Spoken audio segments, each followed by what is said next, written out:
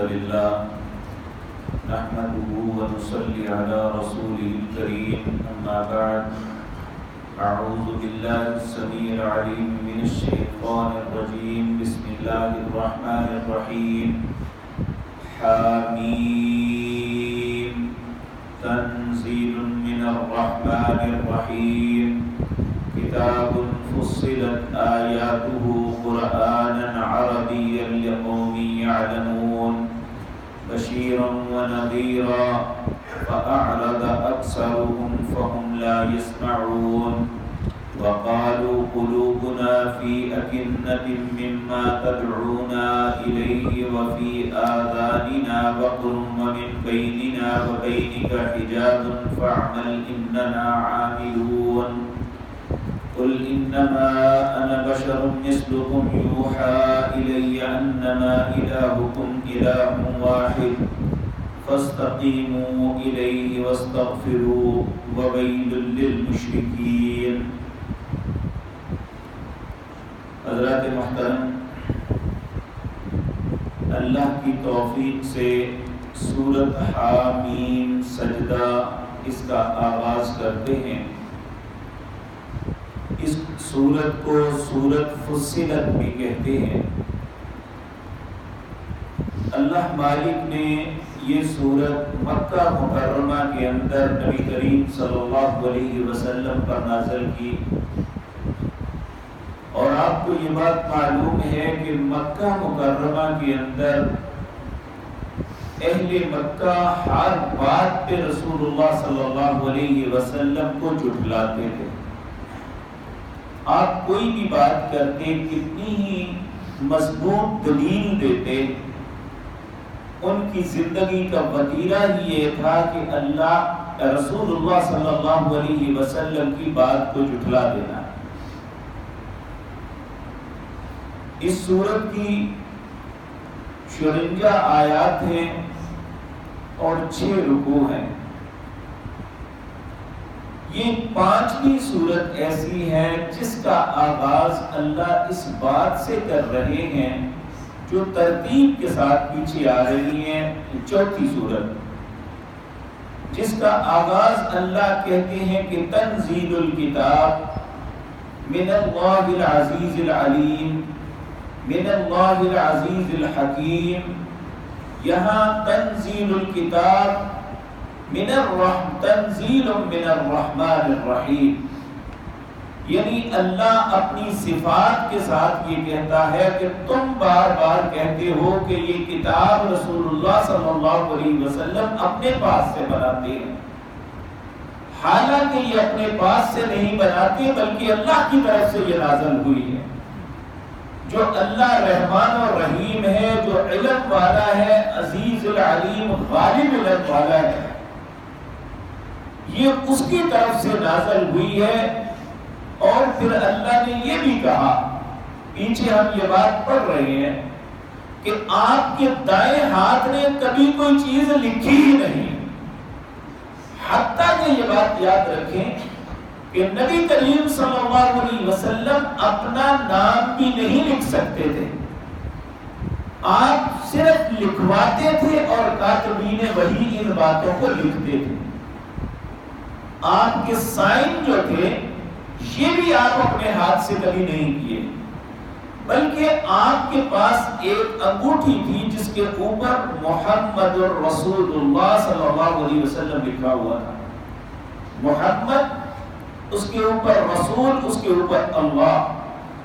آپ کی انگلی، اس انگلی کے اندر وہ انگوٹھی ہوتی، آپ اس کے ساتھ کسی بھی خط کے اوپر مہر لگا دیتے، اور یہی آپ کے سائن تصور کیے جاتے ہیں۔ آج بھی دنیا میں 100 غالباً 33 یا 34 خط ایسے ہیں جو رسول اللہ صلی اللہ علیہ وسلم نے لکھوائے اور اس پہ آپ کی مہر ثبت ہے، جو اب تک لوگوں نے ڈھونڈے ہیں۔ ڈاکٹر حمید اللہ ایک بہت بڑے اسکالر ہیں، اللہ رب العزت ان کی قبر کو نور سے بھر دے، بہت کام کیا ہے۔ انہوں نے رسول اللہ صلی اللہ علیہ وسلم کی خطوط جو ہے یہ دنیا میں ڈھونڈے اور ایک کتاب لکھی کہ نبی کریم صلی اللہ علیہ وسلم کی سیاسی زندگی، اور اس میں ان خطوط کی نقلیں جو ہے باقاعدہ فوٹو جو لگا کے دی ہیں۔ احادیث میں تو یہ خط آتے تھے کہ رسول اللہ نے فلاں کو یہ خط لکھا، فلاں کو، لیکن آپ نے جو ایکچوئل خط لکھوائے تھے، جن لوگوں نے لکھے تھے، وہ خط اب تک 100 سے زائد جو ہے دنیا میں موجود ہیں۔ تو نبی کریم صلی اللہ علیہ وسلم کے متعلق اللہ نے کہا آپ نے تو اپنے دائیں ہاتھ سے کبھی لکھا ہی نہیں، آپ کس طرح ممکن ہے کہ اتنی عظیم کتاب اپنے پاس سے مرتب فرما لیں؟ تو یہ کتاب جو ہے یہ اللہ کی طرف سے ہے۔ اس سورت کا آغاز بھی اسی بات سے کیا جاتا ہے۔ پچھلی سورت حامیم تنزیل الکتاب من اللہ العزیز العلیم، یہ آغاز اس طرح ہوا تھا۔ اس کا ہے حامیم، یہ حروف مقطعات میں سے ہے۔ اس کا معنی اللہ نے نہیں بتایا، اور دنیا پوری زور بھی لگا لے اس کا معنی بنا ہی نہیں سکتی۔ یہ اللہ کی طرف سے چیلنج ہے۔ جب رسول اللہ صلی اللہ علیہ وسلم ان کلمات کو کہتے تو کہتے اللہ اعلم بمرادہ، اس کی مراد اللہ جانتے ہیں۔ آپ اپنے ہاتھوں کو کھڑا کر دیتے کہ کتاب بنانا تو بڑی دور کی بات ہے، جس بات کا معنی اللہ نے نہیں بتایا میں اس کا معنی بھی نہیں بتا سکتا۔ اللہ اعلم بمرادہ۔ پھر آپ اللہ مالک فرماتے ہیں تنزیل من الرحمن الرحیم، یہ نازل کی گئی ہے رحمان اور رحیم کی طرف سے۔ کیا مطلب؟ رحمان کا مطلب ہے ایسی عظیم رحمتیں کرنے والا کہ اس کی رحمتوں کی وسعت ہے ہی نہیں، اور اللہ کہتے ہیں وَرَحْمَتِي وَسِعَتْ كُلَّ شَيْءٍ، میری رحمت ہر چیز پہ وسیع ہے۔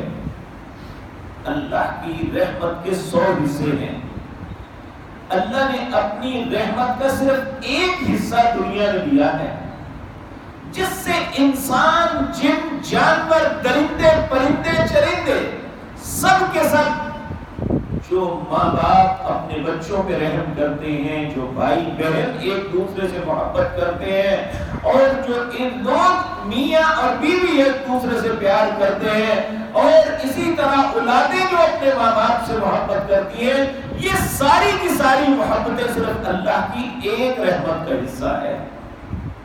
99 رحمتیں اللہ کے پاس ہیں۔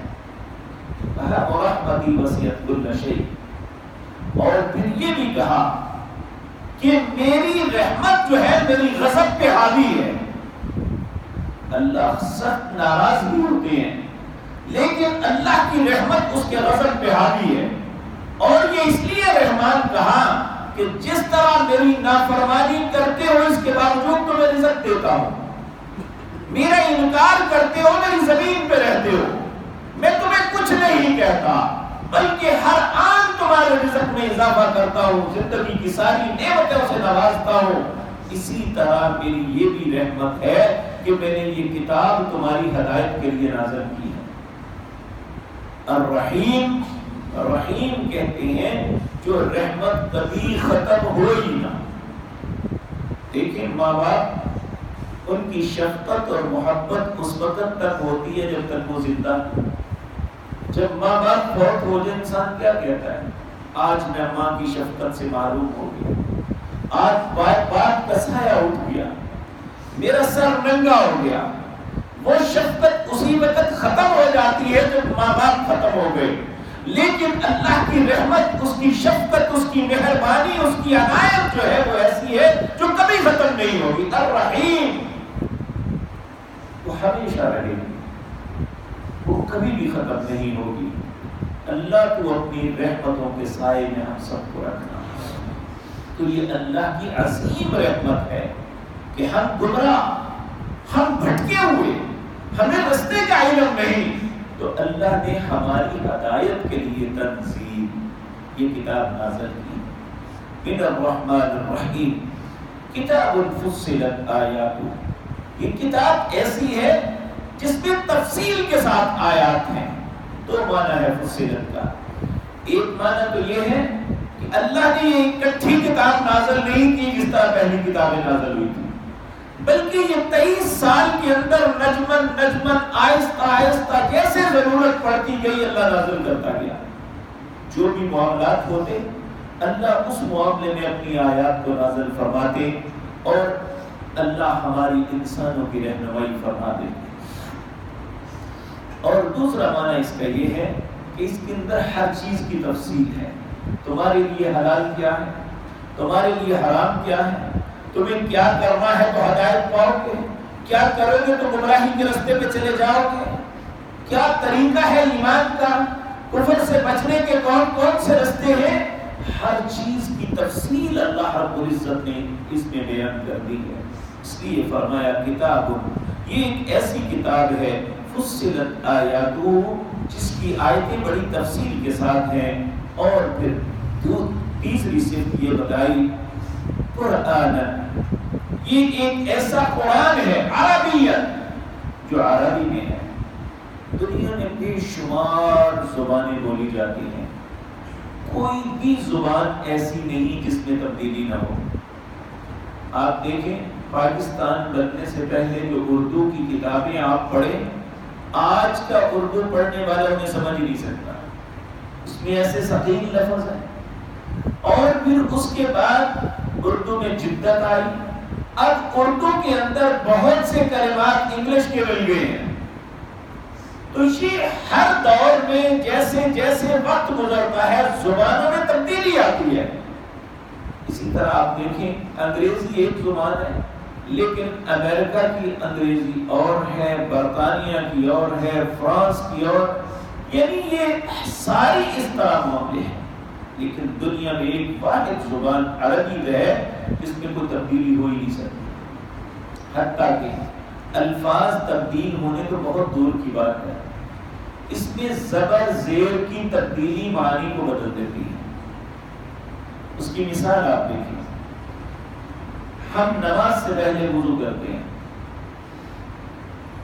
اگر اس میں پیش پڑیں گے وضو، اس کا مطلب ہے وضو کرنا، اگر اس کے اوپر زبر پڑیں گے وضو، اس کا مطلب ہوتا ہے برتن، اگر اس کا معنی کریں گے وضو، واو کے نیچے زیر پڑیں گے، اس کا مطلب ہوگا پانی۔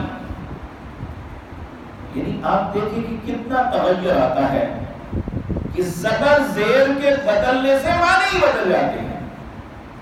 ہمارے استاد تھے مولانا اعظم صاحب رحمہ اللہ، تو وہ یہ بات سمجھانے کے لیے کہتے تھے کہ وضو کو وضو میں ڈال کے وضو کرو، وضو پانی کو وضو میں ڈال کر یعنی برتن میں ڈال کر وضو کرو، یعنی وضو پانی، وضو برتن، وضو یہ وضو کرنا یعنی اپنے ان اعضاء کو دھونا کہ جن کو رسول اللہ صلی اللہ علیہ وسلم نے بتایا ہے۔ تو یہ ایک ایسی زبان ہے جس کے زبر زیر بدلنے سے اس کا معنی بدل جاتا ہے، اس لیے یہ لفظ بدل ہی نہیں سکتا، وہی ہوگا جو اللہ مالک نے نازل کیا ہے۔ اور 1400 سال 1438 ہے اس وقت، 10 سال پیچھے لگا رہے ہیں کیونکہ 13 سال کے بعد ہجری سال شروع ہوا، 13 سال اور لگا رہے ہیں، یعنی 1450 سال گزر گئے ہیں۔ دنیا میں کوئی بھی زبان ایسی نہیں جس میں تبدیلی نہ ہو، صرف عربی زبان ایسی ہے جس میں تبدیلی کبھی نہیں ہو۔ آج بھی وہی ہے، قبر میں بھی یہی زبان ہوگی، اور قیامت کے دن جب اللہ کی بارگاہ میں پیش ہوں گے، دنیا کی کوئی بھی زبان بولنے والا ہے وہ فرفر عربی بولے گا، بلکہ ہمارے مرتے ہی جب ہم سے 3 سوال ہوں گے، ہم سے کسی اور زبان میں نہیں پوچھا جائے گا من رب ہوگا، تیرا رب کون ہے، من نبی ہوگا، تیرا نبی کون ہے، من دین ہوگا، وہاں پہ عربی میں ہی جواب دینے پڑیں گے۔ اس لیے یہ یاد رکھیں کہ بے شک ہم نہ بھی پڑھے ہوں، اگر ہمارا ان تینوں باتوں پہ عمل ہوگا تو ہم عربی میں جواب دیں گے۔ تو قرآن کو عربی میں اس لیے نازل کیا کہ تاکہ اس میں تبدیلی نہ ہو سکے جس طرح کے پہلی کتابوں کے اندر ہو گئی۔ کہا قرآن، یہ ایک ایسا قرآن ہے عربی جو عربی میں ہے، لقوم یعلمون، تاکہ قوم جان لے، کہ یہ اللہ کا کلام ہے، بشیرن و نذیرا، اس میں خوشخبریاں ہیں جو اچھے کام کرنے والے ہیں، نذیرا اور ڈراوے ہیں جو غلط کام کرنے والے ہیں، جو غلط کریں گے انہیں کیا سزائیں ملیں گی، جو اچھا کریں گے انہیں کیا بشارتیں ہیں، یہ ساری باتیں ان میں ہیں۔ اس کے باوجود اللہ کہتے ہیں فَأَعْرَضَ أَكْثَرُهُمْ فَهُمْ لَا يَسْمَعُونَ، اکثر لوگ یہ سارے دلائل سننے کے باوجود اعراض کرتے ہیں اور وہ سنتے ہی نہیں بات، وہ کہتے ہیں میں سن، یعنی ہم اپنے فرقے میں جہاں ہے ٹھیک ہے۔ یہ اتنا بڑا شیطان کا دھوکہ ہے ہمارے ساتھ، اور ہم اس دھوکے میں مبتلا ہیں کہ ہم کہتے ہیں جہاں میں ہوں ٹھیک ہوں، آپ جہاں ہیں وہاں کریں۔ یہ دین نہیں کہ انسان کہے جو جیسے پڑھتا ہے پڑھنے دو، جو جیسے کرتا ہے کرنے دو۔